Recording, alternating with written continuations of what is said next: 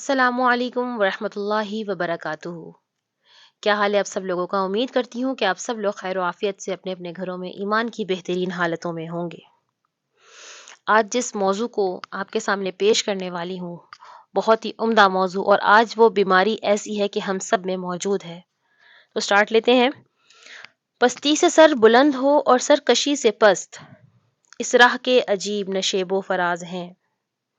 حدیث شریف میں آتا ہے کہ حضور پاک صلی اللہ علیہ وسلم نے ارشاد فرمایا کہ مجھے زمین کی کنجیاں دی گئیں اور مجھے یہ اختیار دیا گیا کہ میں ابدیت والا نبی بنوں یا بادشاہت والا نبی بنوں۔ حضرت جبرائیل علیہ السلام نے مجھے اشارہ کیا کہ تواضع اختیار کیجئے اور عبد بنیے، تو میں نے نبی اور عبد ہونا اختیار کیا جو کہ مجھے عطا کر دیا گیا، اور میں ہی وہ پہلا شخص ہوں جس کے لیے پہلے زمین پھٹے گی، اور میں ہی سب سے پہلے سفارش کرنے والا ہوں گا۔ ایسی حضرت عبداللہ بن مسعود رضی اللہ تعالیٰ عنہ فرماتے ہیں کہ جو کوئی عاجزی سے جھکتا ہے اللہ جل شانہ سے قیامت کے دن سر بلندی عطا فرمائیں گے، اور جو کوئی بڑا بن کر اکڑتا ہے اسے اللہ تعالیٰ قیامت کو پست اور ذلیل کر دیں گے۔ تو آج ہم جس موضوع پر بات کر رہے ہیں وہ ہے کبر کا موضوع، تکبر کا موضوع۔ اللہ جل شانہ ہمیں اس سے محفوظ رکھے۔ انسان تکبر کب کرتا ہے؟ جب وہ صحت کی حالت میں ہو، معاشی ترقی ہو یا پیٹ بھرا ہوا ہو۔ پھر اسے پیغمبروں کی باتیں سمجھ نہیں آتی۔ انسان سمجھتا ہے وہ ہمہ وقت صحت مند رہے گا، اس کی نظر بھی ٹھیک رہے گی، اس کے گردے بھی صحت مند رہیں گے، گھٹنے بھی ٹھیک کام کرتے رہیں گے، تمام اعضائے جسمانی پرفیکٹ حالت میں رہیں گے۔ یہ نہیں پتا کہ یہ زندگی ہمیں بطور امانت ادا کی گئی ہے جو ہم سے ایک دن واپس لے لی جائے گی۔ یہ انسانی نیچر ہے کہ جب پیٹ بھرا ہوا ہوتا ہے، صحت ٹھیک ہوتی ہے، کوئی غم نہیں ہوتا، تو اس کو کہتے ہیں کہ ہرا ہرا سوچتا ہے۔ تو تکبر کسے کہتے ہیں؟ تکبر کیا ہے کہ انسان حق کو دھکیل دے۔ کس بیس پر؟ جب اسے حق کو ماننے میں اپنی توہین محسوس ہو رہی ہو۔ تو جو بیماری تکبر کی بیماری ہے، یہ ان لوگوں میں زیادہ ہوتی ہے جو مذہب کو فالو نہیں کرتے، کوٹ کوٹ کے ان کے اندر بھری ہوئی ہوتی ہے۔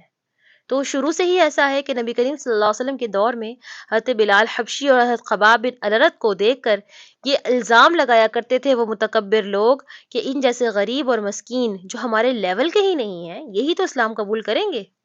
اسلام جو ہے وہ غریب غربا کا، مساکین کا دین ہے، ہمارے جیسوں کا دین نہیں ہے۔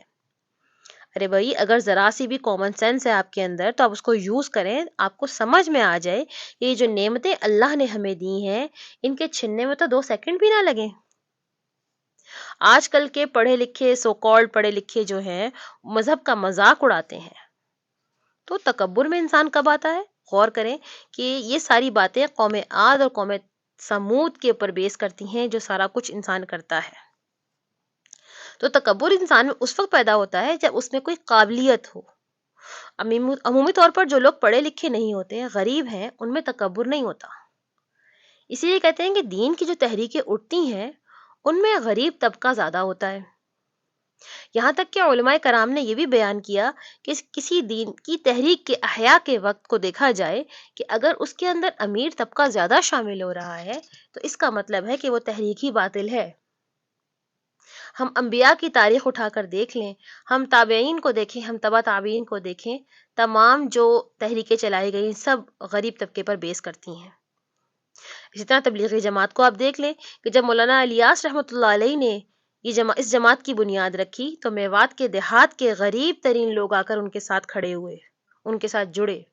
مالدار تو بہت بعد میں آئے، اور آج بھی اس جماعت میں اکثریت جو ہے وہ غریب غربا کی ہے، کیونکہ اس میں قربانی دینی پڑتی ہے، بہت ساری چیزوں کو قربان کرنا پڑتا ہے۔ تو کہتے ہیں جب انسان میں کوئی ایبلٹی ہوتی ہے، کوئی قابلیت ہوتی ہے تو ہی کبر آتا ہے۔ تو تکبر میں انسان کیا کرتا ہے؟ خود کو دوسروں سے بڑا سمجھتا ہے، اور وہ یہ تبھی سمجھے گا جب آپ کے پاس کچھ ہو۔ جیسے دولت ہے، یہ بھی ایک نعمت ہے، ایسے ہی نالج ہے، یہ بھی ایک نعمت ہے۔ آپ کہتے ہیں نا بھائی کہ پڑھے لکھا آدمی ہے، اس کے اندر تکبر تو نہیں ہونا چاہیے۔ بھائی تکبر آتا ہی پڑھے لکھے لوگوں کے اندر ہے، جن کے پاس کچھ ہوتا ہے۔ وہ کم علم لوگوں کو حقارت کی نگاہ سے دیکھتے ہیں، بھی میں تو پی ایچ ڈی ڈاکٹر ہوں، اس کو کیا پتا، میں نے تو اتنی تعلیم حاصل کر رکھی ہے۔ تو تکبر کسے کہتے ہیں؟ کہ اپنے کمال کو اپنا سمجھنا۔ اس زوم میں جب کوئی شخص مبتلا ہوتا ہے کہ یہ جب کچھ میرا ہے تو وہیں سے اس کی بربادی شروع ہو جاتی ہے۔ تو متکبر کیا ہوگا؟ تعلیم یافتہ بھی ہوگا، دولت مند بھی ہوگا، صحت مند بھی ہوگا، ساری ایبلٹیز ہوں گی اس کے پاس، لیکن کیا ہوگا؟ وہ بے وقوف ہوگا. کیونکہ کامن سینس کی بات ہے، کوئی ذی عقل انسان کبھی بھی متکبر نہیں ہو سکتا. کیونکہ کیا ہوتا ہے، اس کو یہ پتا ہوتا ہے کہ یہ کچھ بھی میرا نہیں ہے، حتیٰ کہ میں خود بھی اپنے آپ کا نہیں ہوں. مجھے یہ باڈی ملی ہے، مجھے جو نعمتیں ملی ہیں، یہ سب اللہ کی طرف سے ہیں. اور جس کو بھیک میں کچھ مل جائے وہ کہاں اکڑتا ہے. قرآن پاک میں اللہ جل شانہ ارشاد فرماتے ہیں، اعوذ باللہ من الشیطان الرجیم ولا تصعد خدک للناس ولا تمشی فی الارض مرحا، کہ اپنے گال کو پھلا کر نہ رکھو. کہ جب غرور کی کیفیت ہوتی ہے، انسان لوگوں سے کشادہ پیشانی سے نہیں ملتا، سیدھا بات نہیں کرتا، گردن میں خم آ جاتا ہے. جب کسی انسان کو خیر کی توفیق ملتی ہے، بھلائی کی توفیق ملتی ہے، نیکی کے راستے پر جب وہ چلتا ہے، تو سب سے بڑا خطرہ جو لاحق ہوتا ہے، شیطان سب سے بڑا گڑھا جو انسان کے لیے کھودتا ہے، وہ کیا ہے کہ اس کے اندر غرور پیدا ہو جاتا ہے، ظلم پیدا ہو جاتا ہے اپنی نیکی پر، اپنے تقوی پر اور اپنی عبادت گزاری پر. لک ڈاؤن اپون دا ادرس، دوسروں کو آپ بنظر استحقار دیکھنے لگتے ہیں.